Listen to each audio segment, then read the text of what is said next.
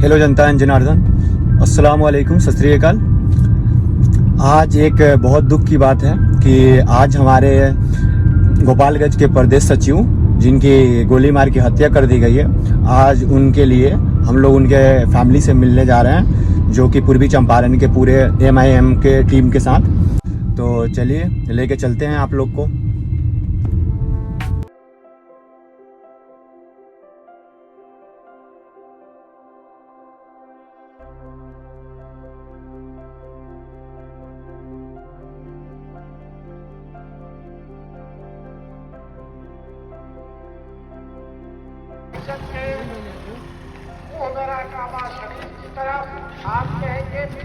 जल्दी चलिए। मौलाना वसी अहमद साहब वसीम सिद्दीकी तशरीफ ला रहे हैं, वही नमाज जनाजा पढ़ाएंगे।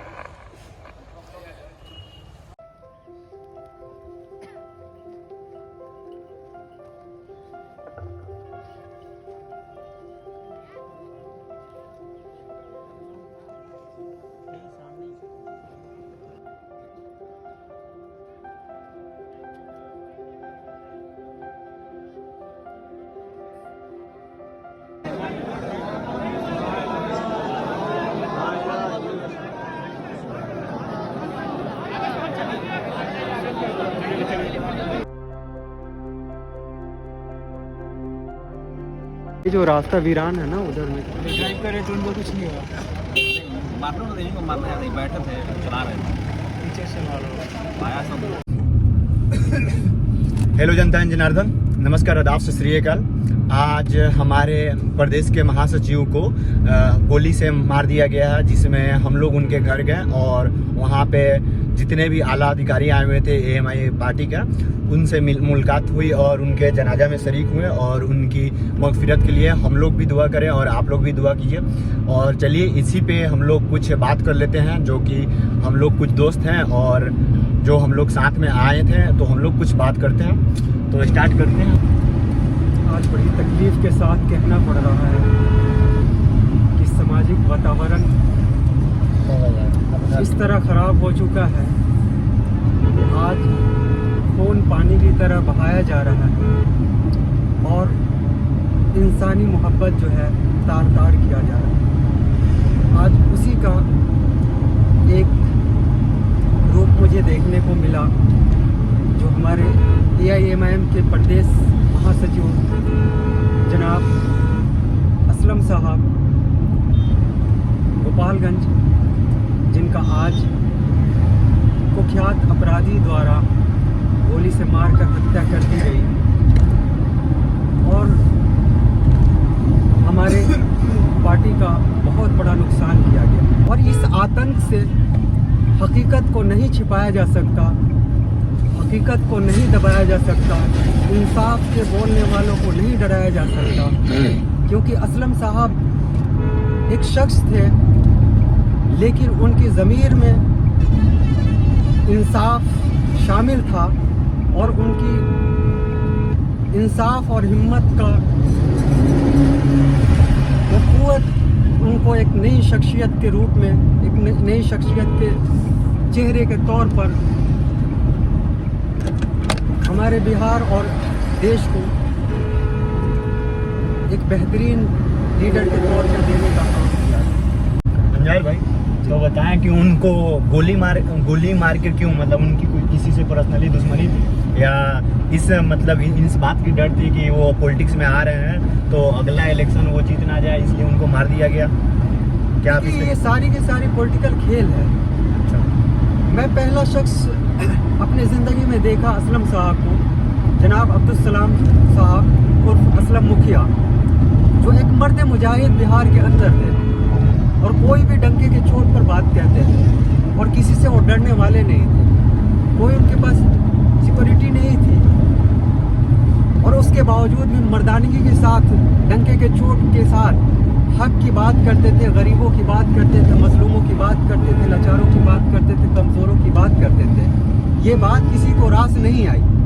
और आपने देखा होगा जब बिहार में उपचुनाव हो रहा था गोपालगंज में, तो जब AIMIM जब प्रत्याशी घोषित करा तो उस वक्त सारी पार्टियां सहमी हुई थी। और कहीं ना कहीं मुझे लगता है कि उसी का जो है बदला लिया गया है। अस्सलाम वालेकुम। बहुत ही दुख होता है इस तरह के हालात को सुन के कि हमारे कौम में अगर कोई नेता या खड़ा बनना चाह रहा है और कोई खड़ा होकर बोलना चाह रहा है, कोई मजबूती के साथ हमारी हक की बात करना चाह रहा है, तो उन्हें दबा दिया जा रहा है, या तो उनको हत्या कर दिया जा रहा है, या फिर उनको जेल में डाल दिया जा रहा है। सबसे हमारे बिहार में जो AIMIM की पार्टी की जिस तरह से अभी तरक्की हो रही थी, उसको देखते हुए हमारे सबसे पहले जो सिवान के जिलाध्यक्ष थे इम्तियाज़ जलील साहब, अरे जिलाध्यक्ष सिवान के जिलाध्यक्ष जो थे, उनकी हत्या कर दी गई हाल ही में, अभी एक से 2 महीना हो रहा। उसके बाद अगला टारगेट इनको बनाया गया, असलम साहब को, और इसी तरह से और भी लोगों को धमकी मिलती रहती है। तो ये सरासर देखा जा रहा है कि मुसलमान अपने लिए कोई नेता खड़ा ना करे, वो दूसरे पार्टियों का झंडा ढोता रहे, उनके पीछे चलता रहे, अपने हक की बात करने वाला कोई खड़ा ना करे। सरकार चल रही है और बिहार में इस तरह की घटनाएं हो रही हैं और कोई कार्रवाई नहीं हो रहा है, सिर्फ इसलिए कि वो मुसलमान है। आप इस पर क्या कहना चाहेंगे? क्योंकि मुसलमान का तो कोई वजूद ही नहीं बचा, क्योंकि वो मुसलमान जो है ना खुद अपना ऐसे है ना कि मुसलमान तो अगर लालू जी आए चाहे कोई भी आए, वो अगर हांडी और दाढ़ी की बात करने लगे तो लोग उनके झंडा जोड़ने लगते हैं। और बात आती है कोई भी अगर मुसलमान दंगा होते हैं चाहे कोई भी होते हैं ना, अगर इस्लाम की, कुरान की, चाहे मस्जिद की, कोई भी अगर किसी भी चीज़ की हम लोग अगर मुस्लिम की बात होती है, अगर वहाँ पे कोई भी एक्शन लिया जाता तो वहाँ पे देखा जाता है अगर लालू साहब ही क्यों ना है, चाहे कोई भी बंदा क्यों ना है, ठीक है, वहाँ पे वो अपने यादों और अपने जाति का ही सपोर्ट करेंगे। और मुस्लिम का कौन है? मुस्लिम का कोई नहीं है। बस वोट लेने के वक्त बिहार में तो देखा जाता है जैसे वोट आती है वहाँ पे देखा जाता है कि हांडी और दाढ़ी करके वोट ले लो, ठीक है। लेकिन उसके बाद जब कोई भी है कि मुस्लिम का आरक्षण देने की बात है, मुस्लिम के लिए कुछ जॉब देने की बात है, चाहे मुस्लिम की कुरान चाहे मस्जिद चाहे मदरसा वदरसा किसी भी फंडिंग की बात है, वहाँ पे लालू जी एक बार भी कोई मतलब वहाँ पे उनकी चर्चा नहीं होगी। लालू क्या, उनके बेटे भी अब जो तेजस्वी आए उनके बेटे भी वही स्ट्रेटजी फॉलो कर रहे हैं और हम लोग उन्हीं का झंडा ढोते जा रहे हैं। और हम लोग का क्या है, हम लोग सोच रहे हैं कि हम लोग का कोई मसीहा नहीं है, ये नहीं है, वो नहीं है, और कोई एक दो आगे बढ़ रहे हैं। जैसे असलम जी को ही देख लीजिए, जो मुखिया थे वो काफ़ी अच्छा अपना पकड़ बना लिए थे अपने एरिया में, और आज देखिए उनका क्या हाल किया गया। वो चाह रहे हैं कि हम लोग के जो मुस्लिम कौम से आ रहे हैं वो कोई एक बड़ा लीडर नहीं बन पाए और वो दबे रहे और दूसरे का झंडा